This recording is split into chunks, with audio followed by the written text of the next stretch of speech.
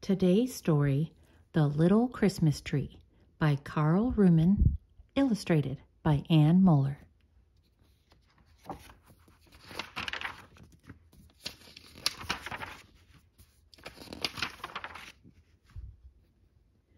Once there was a fir tree that grew at the edge of the forest. Behind it, the great pines towered, and an oak tree spread its shadow far and wide. Birds built their nests in the pines. Squirrels ate the nuts and acorns. Children had even built a treehouse in the oak, but nobody, not even a mouse, thought the fir tree was useful. It was just too little. The little tree hated being so small. It felt as if nobody took it seriously.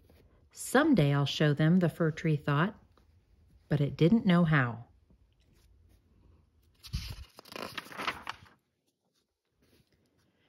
One day, 2 hares came over the meadow to the edge of the forest. "Hey, take a look at that," cried one, pointing to the fir tree. "We can use that for jumping practice. It's just the right size."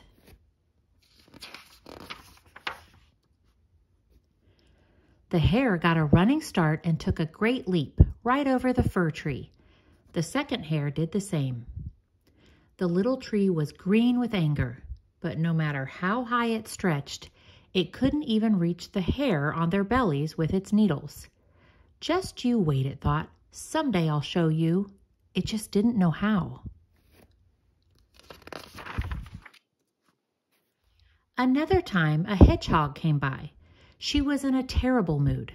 She'd been rummaging through the nearby house's compost pile, and now her spines were all messy, covered in potato peelings, bread crusts, and even a salami wrapper.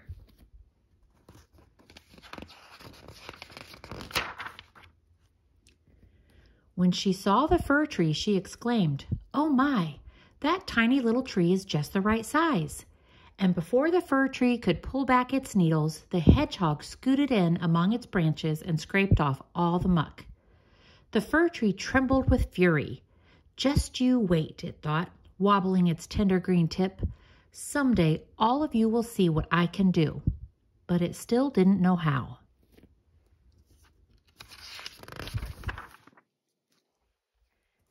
In autumn, the air grew chilly. A cold wind blew down the branches and stripped the leaves from their trees. Only conifers, like the pines and the fir tree, stayed green. The animals were out enjoying the last of the sunshine before snow covered the fields.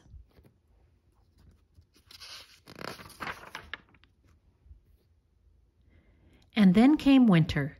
Snow fell for 3 days. The little tree stood mournfully at the edge of the meadow. Every once in a while, it would shiver the snow from its branches so it didn't completely disappear in a drift.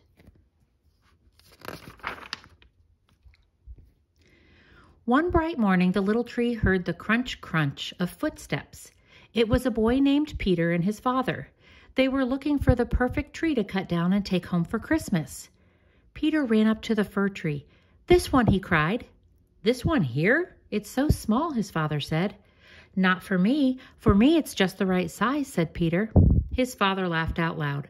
"You're right. It is beautiful, and it is exactly your size. But it would be a shame to cut it down when it is still so young." He thought for a moment. "I know. What if we brought decorations out here to the forest? We wouldn't have to cut the tree, and it could keep growing as you keep growing. Every year it could be your own wild Christmas tree, the same size as you." "Oh, yes," cried Peter.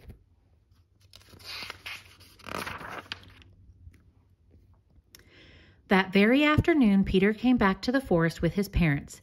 They pulled a sled with a big box on it. From the box, they took wonderful red and deep blue glass balls and hung them on the fir tree's branches. The tree took great care not to drop a single ball. There wasn't enough room for all the balls, so Peter set the rest in a ring around the base of the tree.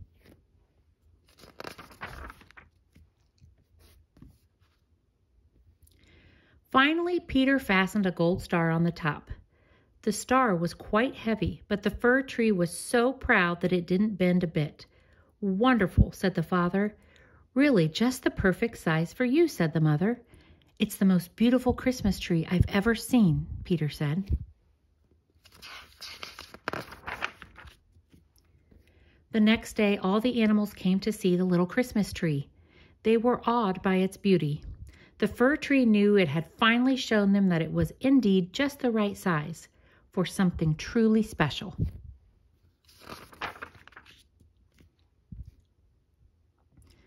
Every year at Christmas time, Peter came back. Every year, Peter and the fir tree grew a little bigger, but no matter how tall the tree grew, even when it towered over Peter's head, it stayed just the right size.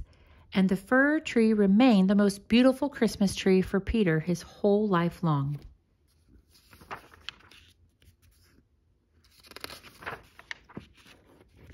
The end.